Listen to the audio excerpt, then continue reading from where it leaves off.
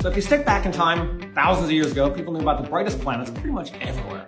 These are Mercury, Venus, Mars, Jupiter, and Saturn. Pretty much every culture knew about these 5 planets, which they could easily see up in the sky.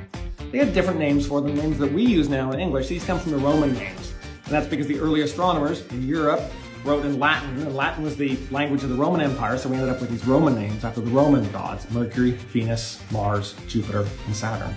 If we keep on going outward, we have 3 more things that historically have been called planets. You have Uranus, Neptune, and Pluto. These are Greek or Roman names. These planets weren't seen by the Greeks or Romans, but because the discoverers wanted their planets to fit in with the existing theme of the mythology of the existing planets. And all these are totally different than the inner planets because these were discovered more recently. They're fainter and they move more slowly. You can't see them with your naked eye. You have to use a telescope, and that's how they were discovered. But since then, as telescopes have gotten bigger and bigger, and astronomers keep finding smaller and smaller things in the solar system, and we discovered some things that are just a couple of meters across, like literally the size of a person.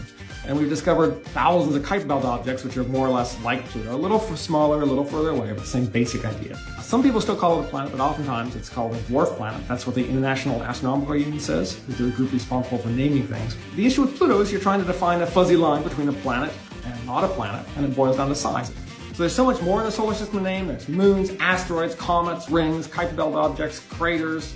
Because we're humans, we want to name these things. It gives us a connection to the huge universe around us. Thousands of years from now, people are still going to be naming planets as we continue to explore the world around us.